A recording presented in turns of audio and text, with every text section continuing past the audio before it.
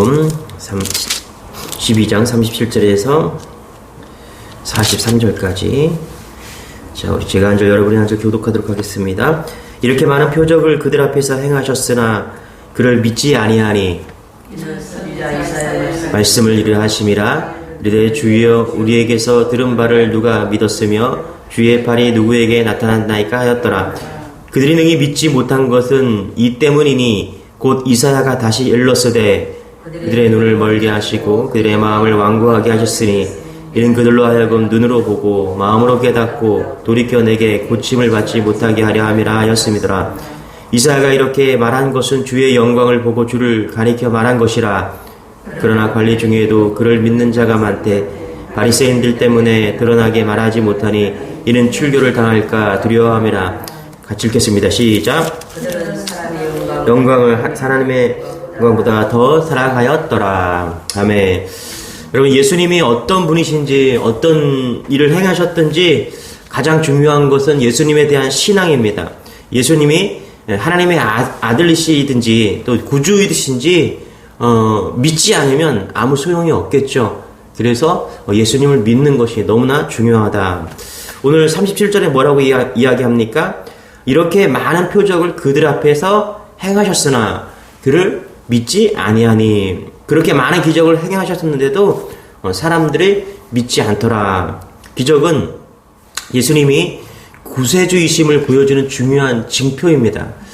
우리가 할 수 없는 것들을 예수님께서는 하셨습니다. 그 기적의 하이라이트는요, 죽은 나사로를 무덤에서 살리신 그런 기적입니다.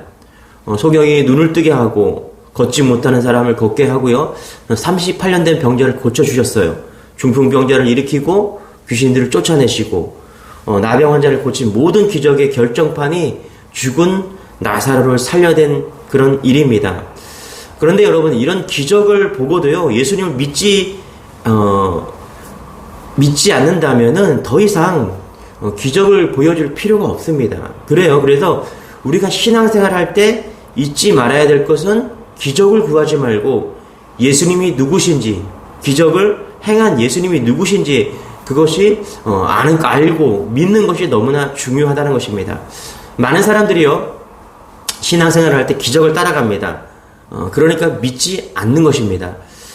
제가 꽤 오래전에 임종을 앞둔 분을 찾아갔습니다. 이제 이분이 예수님을 믿었으면 좋겠다. 이제 그래서 가족 중에서 그래서 이제 찾아갔는데 연세도 많고 병이 위중한데 정신은 말짱한 겁니다.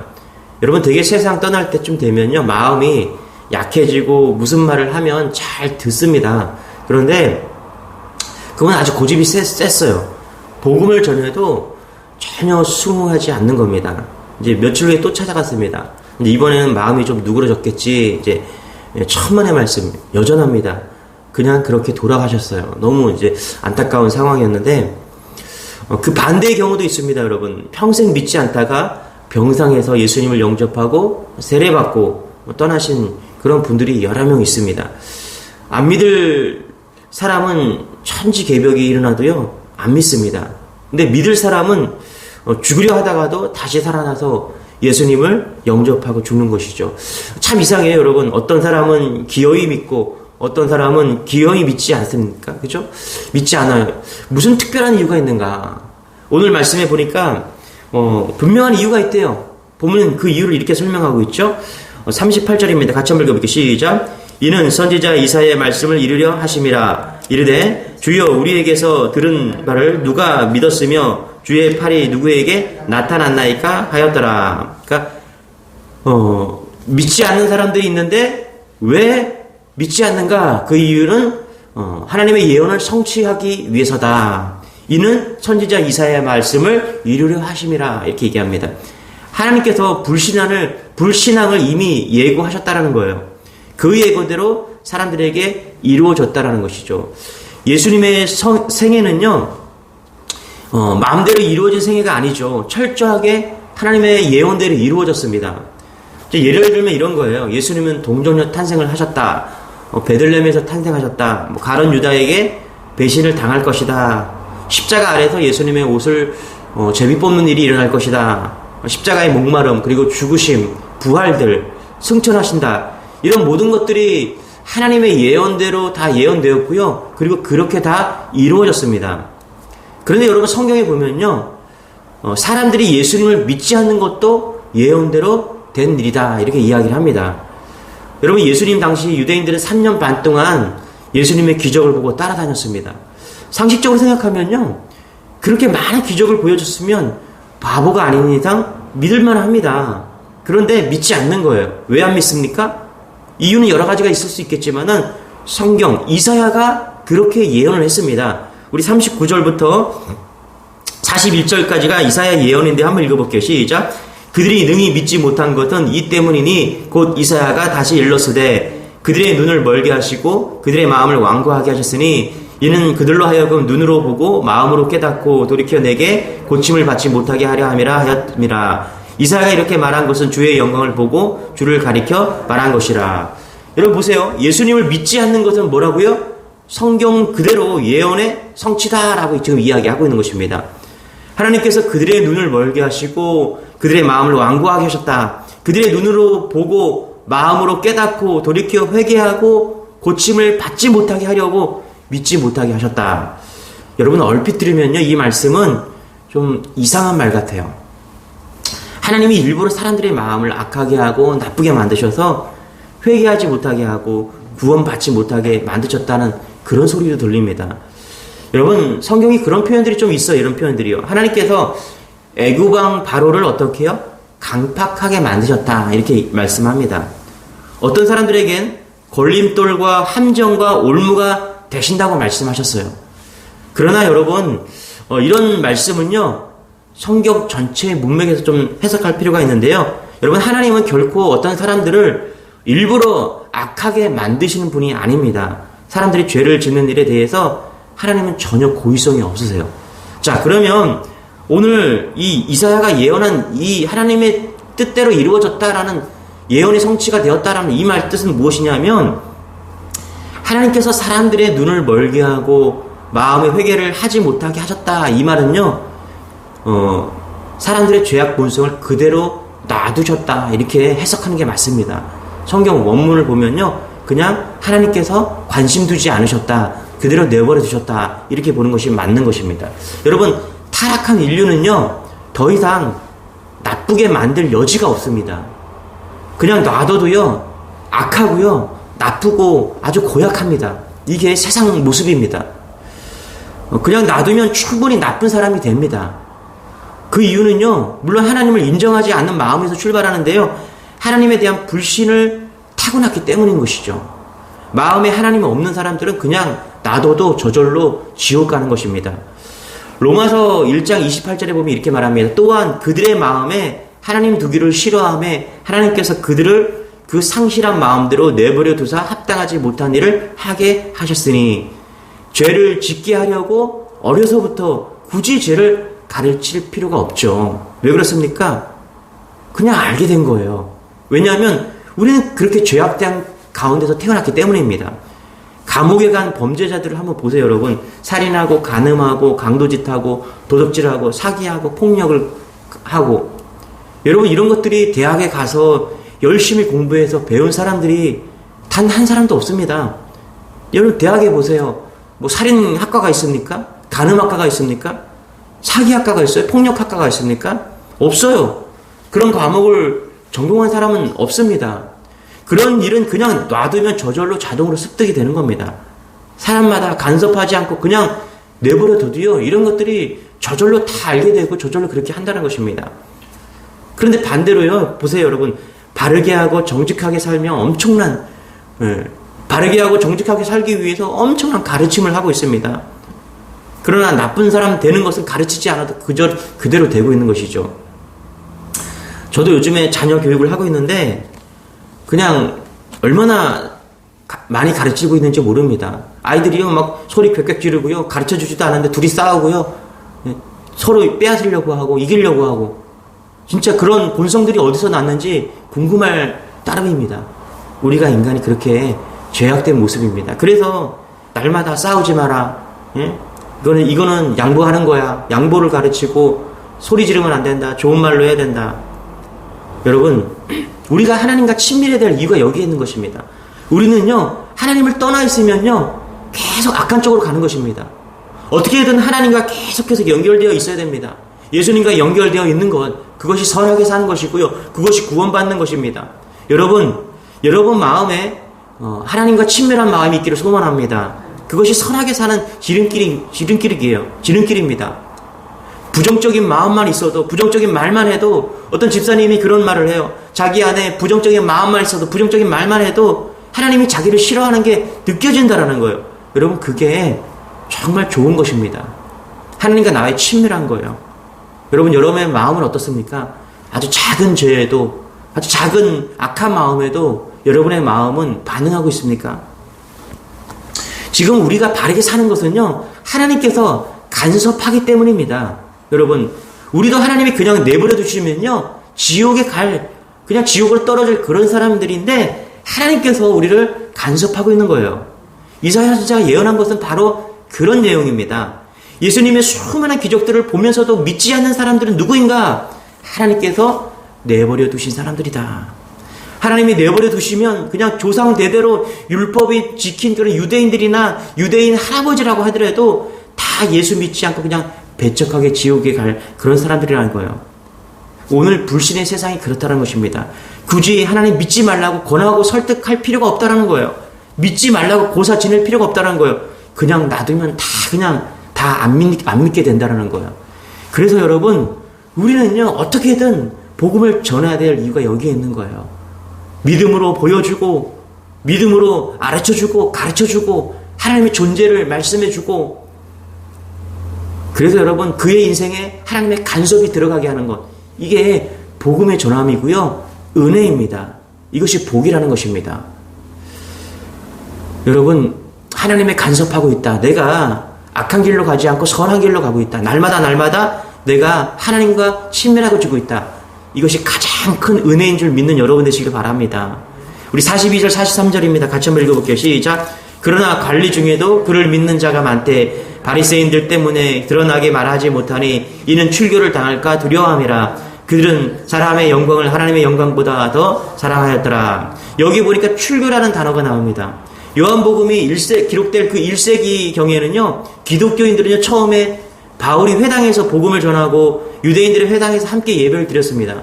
그런데 함께 예배를 드리다 보니까 언제부터 있는가 예수 믿는 사람들이 분리가 되는 거예요. 그 안에 갈등이 일어나기 시작된 겁니다. 그때부터 교회 공동체가 생겨났습니다. 이때 유대인들이 자신들의 정경을 확정하는 그런 회의를 합니다. 그게 뭐냐면 얌니아 회의예요. 얌니아 회의. 여러분 들어보셨을까요? 이때 어떤 결의를 하냐면요, 기독교인들은 저주받은 사람들이다. 이들을 죽여야 한다. 그런 결의를 하는 거예요. 여러분, 그들의 결의문 중에서 결의문이 18개가 있는데요. 그 18개 중에서 12번째 기도문이 이렇습니다. 제가 한번 읽어드릴게요. 배교자들에게는요, 희망이 없게 되며, 우리들은 기독교인들이죠. 여기서 배교자들이라는 건. 그러니까 배교자들에게는 희망이 없게 되며, 그러니까 우리 기독교인들에게는 희망이 없게 되며, 완악한 지배자들은 멸절되며, 그래서 완악한 지배자들은 로마인들이죠. 나사렛 사람들과 그리스도인들과 이교자들이 사라지게 하소서. 그들은 생명책에서 지워지고 의인들과 함께 기록되지 않게 하소서. 그러니까 이 유대인들이 기도 시간만 되면은 이거를 막 낭독하는 거예요. 자, 여러분 여기 보니까 출교된다 이렇게 얘기하는데, 그래서 여러분 니고데모는요, 아무도 모르게 밤에 찾아갔다는 거예요. 출교가 두려웠기 때문에.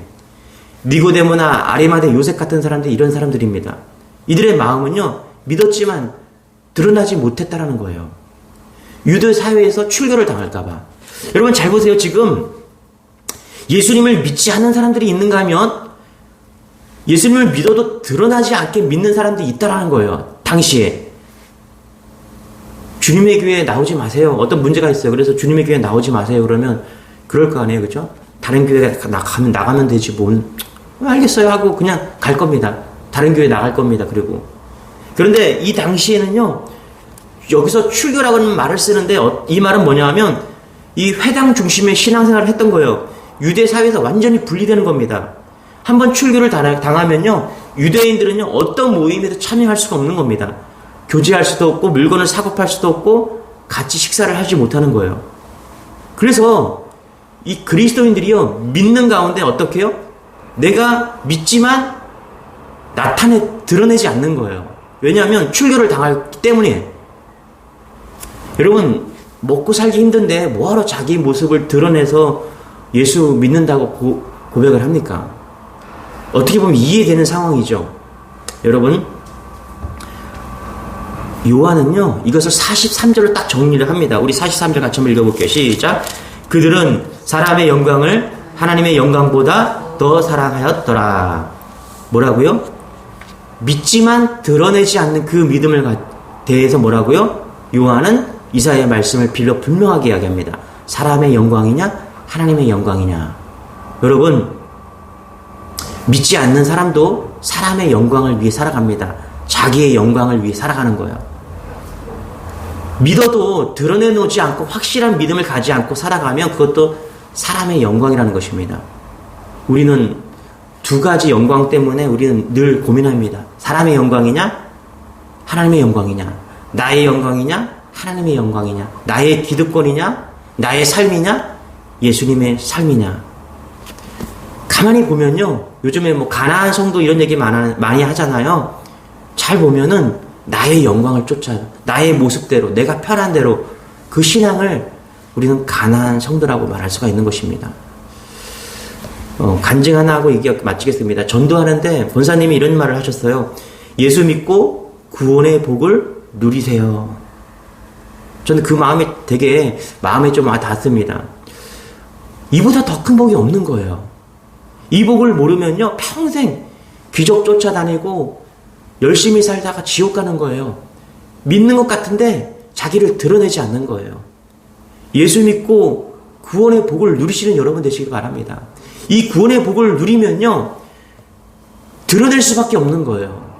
여러분, 복권에 당첨되면요, 사람들이 뭐라 그러냐면은 복권에 당첨된 것을 숨기라는 거예요. 복권에 당첨된 것을 숨기지 않으면 방송국에서 찾아오고 그냥 돈 꺼달라고 찾아오고 많은 별별 사람들이 다 찾아와서 살 수가 없다라는 거예요. 그런데 여러분, 이 복권에 당첨된 사람들은요, 놀랍게도 그것을 숨길 수가 없다라는 거예요. 너무너무 기뻐갖고 자기가 1억 천금을 당첨되었고 내가 벼락부자 된 것을 너무 기뻐서 숨길 수가 없다라는 거예요. 여러분, 정말 내가 예수 믿고 구원의 복을 누리잖아요. 숨길 수가 없는 것입니다. 여러분, 숨길 수가 없는 것이 복이에요. 이런 기쁨이 여러분의 있기를 소망합니다. 오늘 요한 사도는요, 십자가의 죽음을 이야기하면서 그 다음에 바로 이 기쁨을 이야기하는 거예요. 우리가 십자가에 죽을 수 있으면서 죽으면서도 미소를 짓고 기쁨을 감사하는 것은요, 바로 구원의 복 때문인 것입니다. 어떻게 구원의 복을 받았는데 이걸 어떻게 숨길 수가 있습니까? 로또의 100배, 1000배, 만배보다 로또야 당첨돼도 기한이 있잖아요. 그런데 우리는 영원히 구원받은 백성인데 이게 얼마나 큰 복입니까? 여러분, 오늘도 이 기쁨을 감추지 말고요, 드러내면서, 믿지 않는 사람들에게 드러내면서, 믿어도 자기를 드러내지 못한 그런 사람들에게, 자기의 영광에 빠져 사는 사람들에게 하나님의 영광을 드러내는 여러분 되시길 바랍니다. 우리가 이렇게 기쁘게 하나님의 영광을 드러내서 할 때 세상 사람들이 물어올 거예요. 아니, 당신 뭐 때문에 그렇게 기쁩니까? 뭐가 그렇게 기쁘세요? 그럴 때 우리 말하는 겁니다. 예수님 때문에 기쁜 거예요. 예수님 때문에. 요한은 분명하게 말하는 겁니다. 믿지 않는 사람들이 있다? 믿어도 조용히 믿는 사람들이 있다. 이들을 사람의 영광을 위해, 나의 영광을 위해 사는 사람들이라고 지금 이야기합니다. 둘 다 아니에요. 둘 다 아닙니다. 하나님의 영광을 위해서 복음의 기쁨을 구원받은 거에 감사하면서 드러내면서 오늘도 감사하고 기뻐하는 그 삶, 그것이 하나님의 영광을 위한 삶이다. 십자가가 하나님의 영광이 되기를 원합니다. 구원의 복이 하나님의 영광이 되기를 바랍니다. 이런 믿음 있는 오늘 하루가 되기를 원합니다. 기도하겠습니다. 하나님, 감사합니다. 믿지 않는 그 반열에서, 조용히 믿는 그 반열, 사람의 영광의 반열에서 하나님을 믿음으로 하나님의 영광을 드러내는 구원의 기쁨으로 우리를 인도해 주시니 감사합니다. 주님, 오늘 이 하루도 주의 영광을 드러내고 감사하고 기뻐하는 그런 하루가 되게 하여 주옵소서. 십자가의 죽음이 진정한 죽음이 기쁨으로 하나님 승화될 수 있는 그런 믿음까지 나아가는 그런 기쁨의 신앙을 가질 수 있도록 은혜를 더하여 주옵소서. 몸이 불편하고 마음이 어려운 성도들, 이 고난주간 주님께서 함께하여 주셔서 위로하고 힘주셔서 감사와 기쁨이 있는 그런 하루가 되게 은혜를 더하여 주옵소서. 감사드리며 예수님의 이름으로 기도드리옵나이다. 아멘. 우리 말씀 붙드시고 오늘 고난주간이지만 주님의 십자가와 또 부활의 은혜, 또 구원의 감사를 누릴 수 있는 그런 하루 되게 해달라고 우리 주 한 번에 좀 기도하겠습니다. 주여